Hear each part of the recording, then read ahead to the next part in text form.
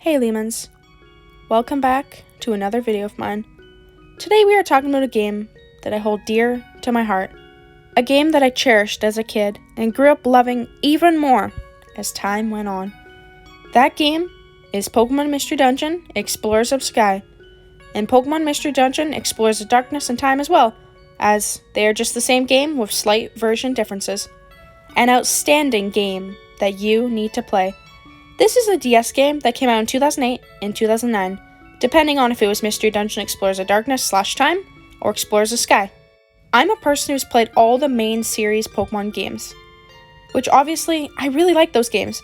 They were my whole childhood after all, especially games such as Pokemon Black 2 and White 2, and Heart Gold and Soul Silver. They are amazing games and I always go out of my way to replay them. I personally think that Pokemon games are ones that you can keep on restarting and playing, as you can have different kinds of Pokemon in your teams and set up challenges for yourself, and to most, it's very nostalgic. Is Pokemon Mystery Dungeon Explorers of Sky a game that you can replay as well? To me, yes, it is. I still remember my brother telling me I just had to play Pokemon Mystery Dungeon games. I was very reluctant to it since I had only played the main series Pokemon games. I didn't care to give any spin-off Pokemon games a chance, an opportunity, although I had no idea what this game had in store for me. Eventually, I tried Pokemon Mystery Dungeon Explorers of Sky out. I played through the whole game, and I was in love with it. Like, I was surprised since it was unlike any Pokemon game that I had ever played before. It had a beautiful story, amazing in-game characters, and great gameplay, and a plot twist I could never ever forget about. So much that 6 years later, I still love Pokemon Mystery Dungeon games, and especially Pokemon Mystery Dungeon Explorers of Sky. I'm Leamon Puppy, subscribe if you haven't already, and let's get started with the video. Let me just say, I love this game so much. The whole premise of the game is that you're a human, and you've mysteriously turned into a Pokemon and don't remember your past life at all. Although, you can still recall that you used to be a human. The game starts off with a personality quiz. It asks you questions about yourself to try to figure out what kind of person you are. Depending on your answers you'll get a personality type. Some examples of these are timid, jolly, rash, or perhaps lonely. And then for each of those natures, it connects to a Pokemon. For me, I would get something like Jolly, which for females is an Eevee. Although on my very first playthrough, I had Piplup, which was because the game thought I was quirky on my very first personality quiz. Don't say anything at all. For my partner, I would usually choose either Charmander, Trico, or Riolu, because I mainly want my partner to be a male Pokemon, or male-like, you know what I mean. For my first playthrough, I chose Charmander as my partner. Then, they ask what your soon-to-be partner's name is, and once you've decided, you go off on your adventure. I will talk about the very start of the game and how it starts you off. Your screen is dark, and you hear a thunderstorm with intense rain. You see dialogue about someone and someone else trying to hold on to each other in this tough situation. Unfortunately, it's shown that they couldn't. You have no explanation as to what this scene is at first. Then, after a bit of fading, you wind up on the next scene. Your Pokemon you got on the personality quiz is lying down on the beach, passed out. You stare at yourself lying there, and then it moves on to the very next scene. It goes to your partner you chose. They are outside of a building. They are walking around in circles, trying to figure out if they should go in this building or not. They seem very nervous and scared. They give up from this and walk away disappointed in themselves. Then, the Pokemon disappears from the scene while two suspicious Pokemon come out into the scene. It is Coughing and a Zubat. They start talking about how much of a wimp that Pokemon was and their special relic that they were holding. Coughing and Zubat scheme a plan to try to steal the relic, and then they also walk away from the scene to follow this wimp Pokemon. The scene goes back to the wimp you just watched give up on going inside the building. They are now on the same beach that you're passed out on. They look over to their left and to discover something that would change their whole life. They run over, in a panic, in a shock, in a worry. They see a Pokemon is lying on the beach, passed out. They try to wake them up. Eventually, you do wake up. You look around confused at your surroundings, and then you look at them. They ask you what happened and who you are, but you can't remember anything, only your name and that you are a human. So you tell them your name. This is also when you get to choose what name you want in the game. Then they stare confusingly at you saying that they've never seen your species of Pokemon around the town. You pause for a moment, thinking, but wait, I'm a human. That doesn't make any sense. You look at yourself and figure out that you really are a Pokemon. In shock, you realize that you were turned into a Pokemon, and you try telling this other Pokemon this information. As soon as you do, the two suspicious Pokemon, Coughing and Zubat, come to steal the Wimp's special relic. They call them a Wimp and run away with the relic in their possession. The Pokemon that woke you up goes on to say it's their most prized item and very special to them, and that they need to get it back. But they are scared, so they ask you to help them. You agree, and then you're off on your very first Pokemon Mystery Dungeon. It's an easy dungeon, called Beach Cave, which is a good dungeon for beginners. If you've played this game before, then you might already know that dungeons can get very hard. But for right now, it's easy. You go through the dungeon, which has 5 floors, and you reach the very end. You find Zubat and Coughing, and have your very first boss battle. You win, and then the other Pokemon gets their special relic item back. You walk back to the beach you were found passed out on, and start talking about what just happened. This Pokemon you explored the dungeon with is amazed with what they were able to accomplish with your help, and goes on to ask you if you want to join an exploration team with them. You agree, and you two become partners. Then you both go back to the building from before. This time you step closer to enter into it, and step on a hole in the ground with rope tied keeping you up. While standing there, a Pokemon named Diglett tries to figure out your footprints. He can identify your partners, although he can't figure out what your footprints are. He's never seen your Pokemon species in that town. After some short, brief confusion, they allow you two to come inside. You meet a Pokemon named Chatot. He tells you guys that you can become guild members. Your partner glees up with excitement. You meet the guild leader named Wigglytuff, and he tells you about becoming guild members. He gives you a bag and a guild badge, and then you pick your team name. This is when you start your Pokemon Mystery Dungeon adventure. I won't go on too much more about the story, as for I just wanted to give a bit of insight about the beginning. This game has amazing music. I love the soundtracks in Pokemon Mystery Dungeon Explores the Sky. Ant Plains is a huge bop. The final fight with Dialga is insane. And Don't Ever Forget always makes me want to tear. Many of the soundtracks bring heavy feelings. It can be mysterious, it can be super sad, it can be super exciting. A lot of the music is different, ranging from battle music to a sad song, but depending on the story, it can make me feel so many emotions, and I absolutely love that. I could talk about the music for way too long, and I really shouldn't, so I won't be. I want to start talking about some of the characters now. At the guild, there are many other characters that you will meet. Wigglytuff. He is the leader of the Wigglytuff Guild. He is silly and loud, but when he needs to be, he's very powerful. He will sometimes doze off when the guild is having important conversations and meetings. Pokemon come to assume that he's not the brightest due to this, but they would be mistakenly wrong. Chatot is Wigglytuff's assistant, who assigns jobs to the guild on a daily basis, as well as taking charge when Wigglytuff dozes off. He is stern and orderly, and sometimes he's hot-tempered. He is almost too strict, and can get very upset when you mess up on a mission. Although, it's shown he cares very much for the guild members, especially Wigglytuff. Loudred is the Pokemon that guards the guild entrance gate and wakes up the player in the morning. He is very loud, bold, and sometimes his personality is a bit too much to take in. He ends up annoying the other guild members, but he's really not a bad Pokemon in the end of the day. Just kind of arrogant and doing his job for the most part. Diglett. He assists Loudred and identifies visitors by examining their footprints. Honestly, Diglett's kind of boring. There's not much said about him, so I can't say much. Dugtrio. Dugtrio is Diglett's father and keeps the bulletin board current with the latest jobs. He is calm and trustworthy. Again, not very much is said about this guy. Chimecho runs the Chimecho Assembly and summons guild members when it's time to eat. She is a very sweet Pokemon and is always looking to help any of the guild members when they are down. Krogan runs the guild swap shop. He is very strange and acts very oddly. All the guild members think that he's weird and barely go out of their way to talk to him. Sunflora is the senior member of the apprentices and is always happy and seems to cheer up the whole guild members easily. She keeps a journal beside her bed and is a very optimistic Pokemon. Corfish is a high-spirited and he usually is quick to trust or assume things about Pokemon. You could say that he's rash and jumps to conclusions too fast. He has a tendency to start all his sentences with, "Hey, hey." Bidoof is the previous newest guild member, prior to the player's arrival. He also keeps a journal by his bedside too. He is a super nice member that tries to help out in any way. Even though he's still very new himself, he helps the players out with feeling welcomed and understanding the job. Bidoof also has a habit of saying things. which are yup yup and by golly, similar to Corfish's way of speaking. Some other characters I want to talk about aren't at the guild, but instead in Treasure Town, although I'm not talking about that many, since most of them don't have much relevance in the game. Kangaskhan. She stores items in the Kangaskhan storage for the player. She is a very motherly type Pokemon and is super kind to everyone. The Kecleon brothers run 2 shops. One is for consumables and one is for Wonder Orbs and TMs. One Kecleon is the regular green color, while one of them is randomly purple. And no, it's not the shiny variant, so it's very strange.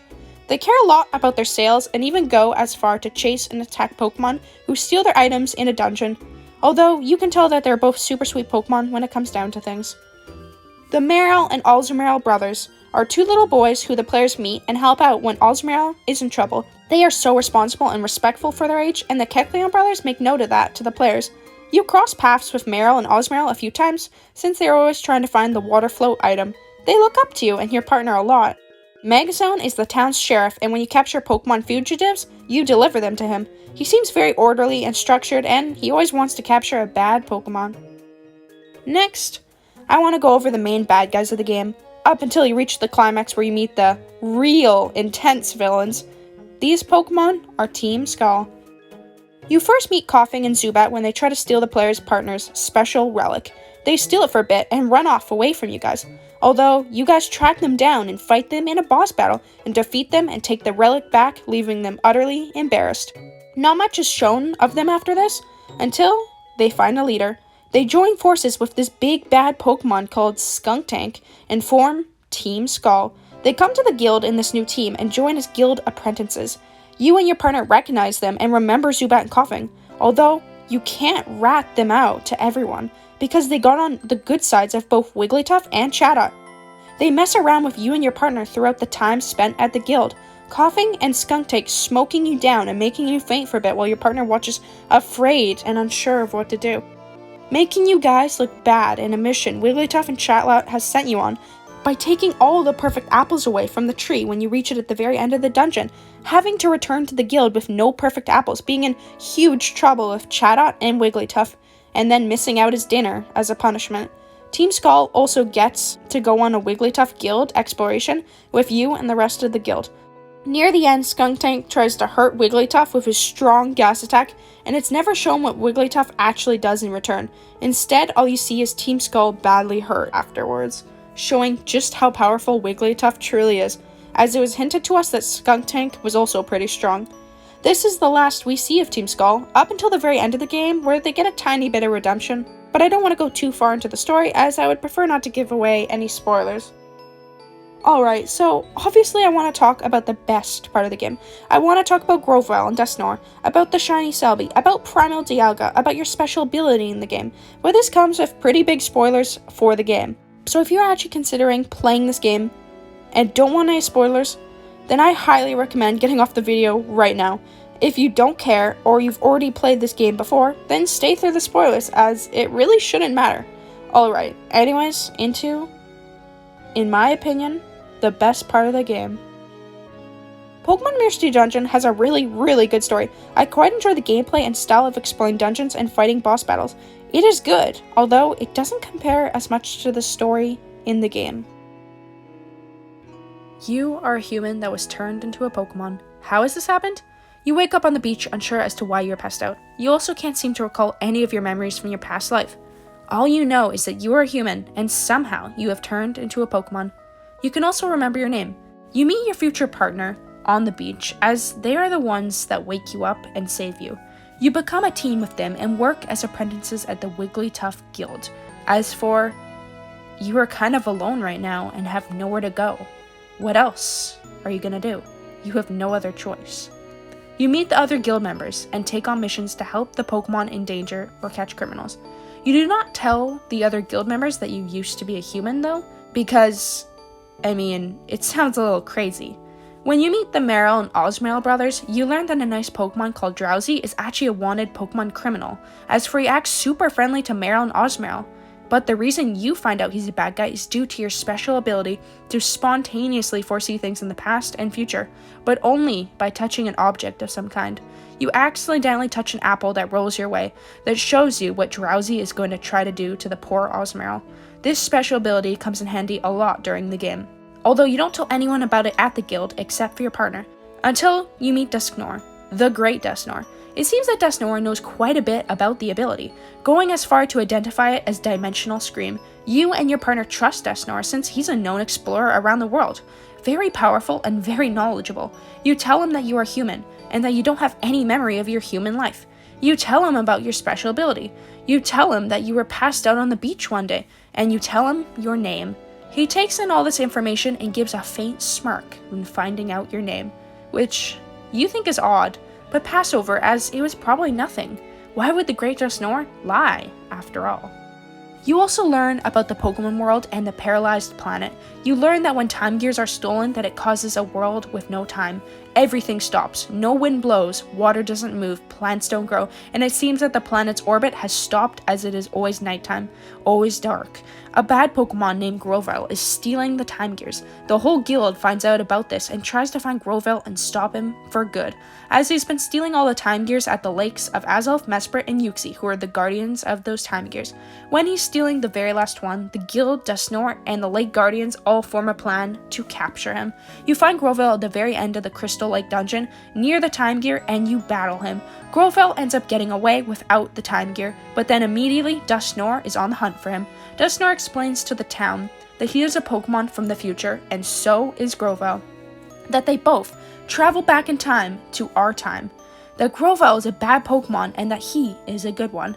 Eventually Grovyle is caught by Dusknoir. The whole town and guild is super impressed with the Great Dusknoir, although it's time for Grovyle to go back home to the future, where he belongs, in prison, obviously alongside Dusknoir. The town is pretty upset about this. Happy Grovyle was caught, but sad Dusknoir has to leave forever. Having to say goodbye to someone as knowledgeable and superior as Dusknoir is leaving the whole town in blues.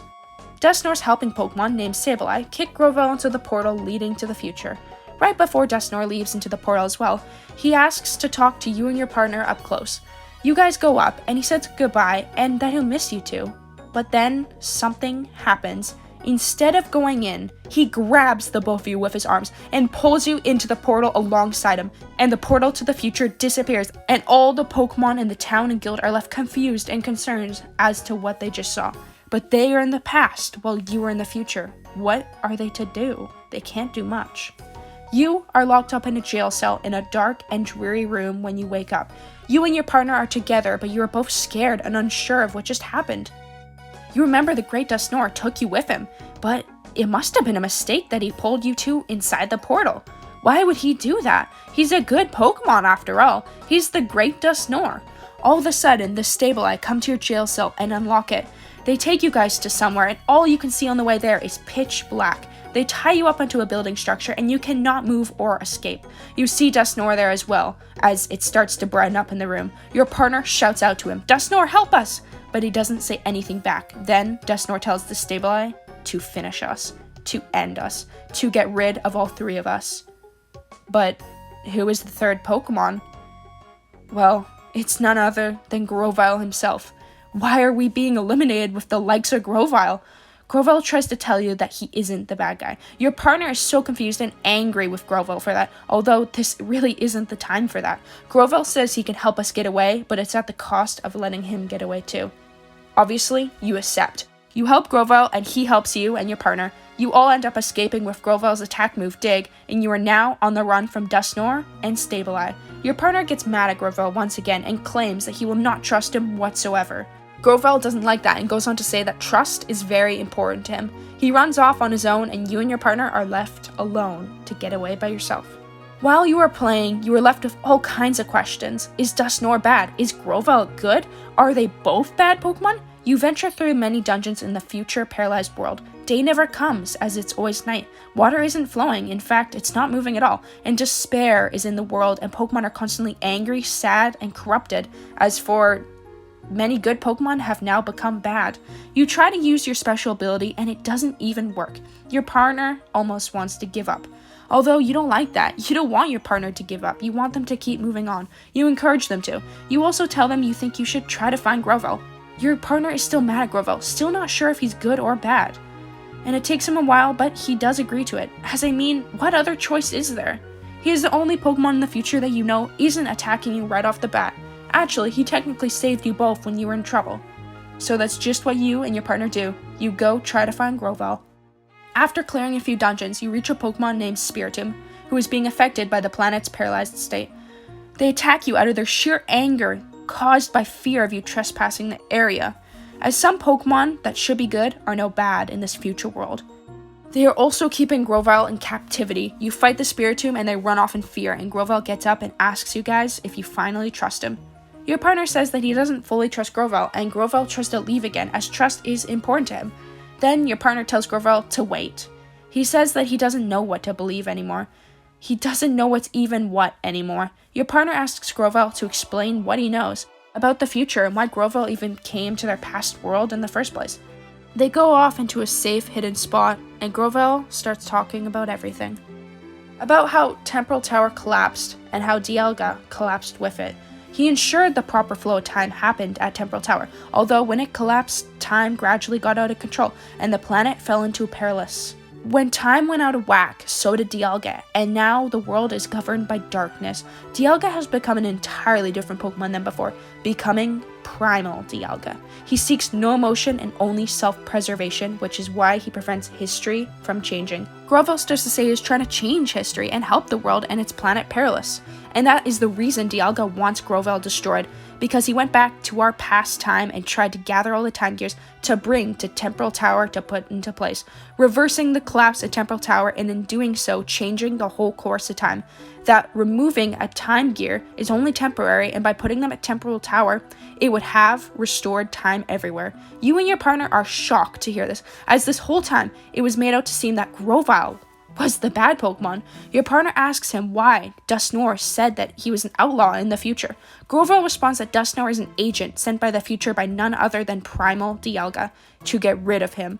That when they found out Grovyle was trying to change history, they went out to get him, stop him, and destroy him. That the great Dusknoir was really the bad Dusknoir, not being such a great Dusknoir after all. Your partner is having a super hard time believing this all, as for he trusted Dusknoir a huge ton, that he respected the great Dusknoir. You come to the realization that what Grovyle said makes a lot of sense. As upsetting as it is, you know deep down that your partner does believe it too, but he just can't come to say that out loud. Your partner out of nowhere says that he wants to see Dusknoir. Grovyle gives him some yelling and tells him he's being ridiculous, that would just get rid of them easier that way. Grovyle says it's times like this when things are tough that you have to be strong, think for yourself, and then act as you deem right. I really like this line by Grovyle. It shows that no matter what, he will keep trying until the very end, and it is a good message. Grovyle starts to walk away, and your partner asks what he is doing next. Grovyle responds that he is going to try to stop the planet's perilous again by going into the past. That he needs to find a Pokemon named Celebi, the Pokemon who can take you back to the past and future. You and your partner join Grovyle and try to go find Celebi. You cut to a scene of Dusknoir talking to Dialga, calling him his master Dialga, showing you that in the end, Grovyle was right. Although you didn't even need this scene. You came to terms that Grovyle was already telling the truth. That is what makes this so perfect. You didn't need that scene, but it was there to show you that, yeah, you were right when you believed Grovyle. You came to a forest which apparently is around where Celebi lives. Just before leaving to enter the dungeon, you recognize the place, but you can't seem to figure out why. And how is that even possible? I mean, you're a Pokemon from the past. As you're looking around with your partner, Grovyle tells you to hurry up. After clearing the dungeon, you go into an area further in the forest. It doesn't seem like Celebi is even here. It's empty. Your partner says that maybe Celebi was captured by Dialga, and then you hear a voice. They say, "Captured?" You look around, and then all of a sudden Celebi appears out of thin air. She says that she would never be captured, and how insulting that was to say. Grovyle asks Celebi to help him out again with time travel, and Celebi already knew this is why. Seeing him back in the future again tells her everything she needs to know. That he failed. She goes on to say that she hates living in this dark and depressing world, that he needs to succeed at his mission soon. Grovyle says that the Sableye are trying to track them down, and there's really no time to chat. Celebi says the passage of time is nearby, and they have to clear one more dungeon before making it. Before they leave, she notices you and calls you Grovyle's friend. Then, she realizes she is mistaking you for someone else and tells everyone to forget about it, that it was nothing. They eventually reach the passage of time after clearing the dungeon, and Groville explains that's what he used to get to you and your partner's world. Only Selby can open the passage of time, and then when she's about to, you soon get erupted. Dustnor is there, and he says it's been a while. It was a plan to trap us all here. All is stable, run out and surround you, and Dustnor is there ready to fight too. Groville says everyone has to power their way through, and you are about to, but then Primal Dialga appears. You see Groville instantly give up. He knows he cannot defeat Primal Dialga. Dustnor asks why, as Groville never gives up that easily. Groville comes to say that it's because his partner is still out there somewhere, and that they will stop the planet's perilous from happening. It doesn't matter if Groville gives up, since they will be the one to restore time. That hope is still alive out there somewhere. You learn that Groville used to have a partner that traveled with him to the past to collect the time gears, but when they were going through the time of passage, they had trouble and became separated. Groville thinks his partner should still be in the past, so even if he's eliminated, it shouldn't matter. Dustnor goes silent, and then starts bursting into laughter. Groville asks him what is so funny, and Dustnor asks him a question. He asks what his partner's name was, and said to say the name out loud to everyone. Groville questions this, but he says the name out loud, and calls you, of all people, his best friend, your name. Your partner is shocked to hear the name. Groville looks at you and says you cannot be the person, as for they were a human, and you clearly are a Pokémon. Dustnor laughs even more after hearing all of this, telling Groville that you were once a human. He explains everything that had happened, how Dialga gave him a mission to get rid of Groville and his partner. He met you and the other partner who were working at the guild. Dustnor thought nothing of it at first. Then he learned about your special ability, Dimensional Scream, and that you used to be a human, and most importantly, your name. He was convinced that you were Groville's partner at that point. You had developed amnesia and couldn't remember anything about your past life. And of course, you had turned into a Pokemon. This is such a crazy, insane moment. I remember I was shocked learning all of this. I mean, I had a hunch beforehand, but it still made me so emotional to hear it. And every time I replay this game, I feel these things again and again. They can't all give up now, not after finding this all out. And yet Groville still gives up. Your partner then speaks up. He says that they shouldn't give up and even has a plan, and Selby thinks it'll work. I think this moment is really cool because it's shown that your partner was about to give up a while ago, and then Groville kind of pep talked him not to, and then here it is, Groville's now giving up and your partner's now pep talking them. It's kind of showing like what he had learned from Groville and how he's using it to even help the person who taught him. It's kind of just a really good lesson, I guess. They use Selby to time travel to transport them to a short distance into the passage of time. They attempt to do this, although with Dialga here, it makes it super hard to accomplish.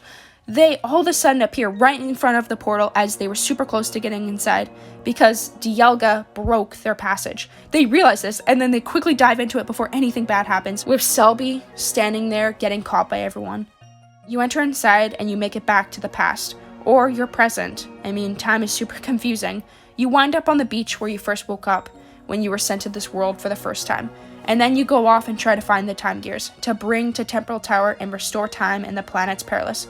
Somewhere in between doing this, you tell Wigglytuff and the guild everything that happened. And it seems that no one believes you. It seems that Shadow thinks you both are joking around. He asks how the story you told is even plausible. The Great Dustnor is far too kind to do anything like that, he says, and Groville is clearly the bad Pokemon, he says. All the Pokemon think for a bit, and then Sunflora chimes up. She says that she believes you guys. That Dustnor clearly grabbed you guys and took you in with him on purpose. And then Bidoof says he also believes you. And then everyone starts to chime in and say they believe us too. Wigglytuff says that since everyone thinks the story is true, and that they all agree, that they can all help start collecting the time gears too. Everyone is confused as for Chatta obviously didn't believe them at all. But you would be wrong. Chatta is surprised Wigglytuff could tell he was lying. Chatta goes to say that he believed you and your partner right from the start. He wanted to put everyone's friendship to the test. It's never actually proven if this is true or not, as for the guild members kind of joke around and wonder if Chatta was lying, but I kind of believed it to be true, since I feel that Wigglytuff knows Chatta super well. As for the backstory we get between the two, he would be able to know when Chatta lies. And Chatta does deep down care a lot for the guild members, whether he shows it or not. Torkoal, a wise old Pokemon with a terrible memory, comes to tell you about the Hidden Land, which is ironic since he's telling you something, but he has a terrible memory. He says that there is a certain fragment with a peculiar pattern, and you and your partner realize it's the special relic fragment that your partner has always had with him. And eventually you make it to the hidden land with Grovel and your partner on Labras's back. Get through the dungeons, fight Dusknoir, which in the end Grovel sacrifices himself and pushes himself with Dusknoir into the future portal. Then it's just you and your partner, and you make it to Temporal Tower. You make it through the dungeon and fight Primal Dialga, the last boss battle.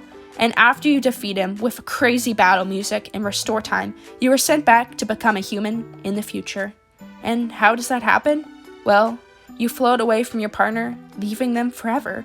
Slowly you descend into the sky as your partner watches from below and you watch from above, as the saddest music plays while your partner cries their heart out, and you look down smiling at all the memories that you've had.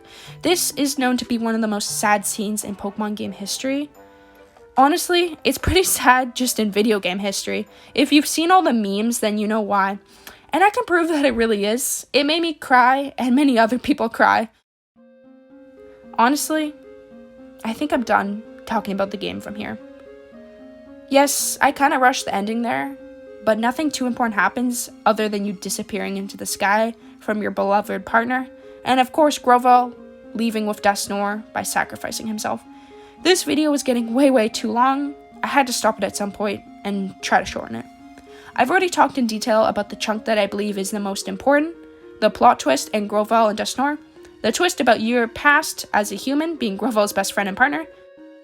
This game is really outstanding, and if you haven't played it, then I recommend playing it. Although I'd be confused on why you watched through the spoilers. But hey, I mean, some people just don't really care, I guess, and even with a spoiler, they'll still enjoy something. If you have played it, then you already know just how amazing the game is. I love Pokemon Mystery Dungeon, Explorers of Sky, and Darkness/Time. They will always be one of my most favorite Pokemon games to exist. Thanks so much for watching all the way through if you did. I'm actually really impressed if you made it all the way here, as for it's a super long video. The script took me days to complete. It was really exhausting. I really just wanted to discuss these games, and so I did. But anyways, I'm Leamon Puppy. Subscribe if you haven't already, and I'll see you guys all next time.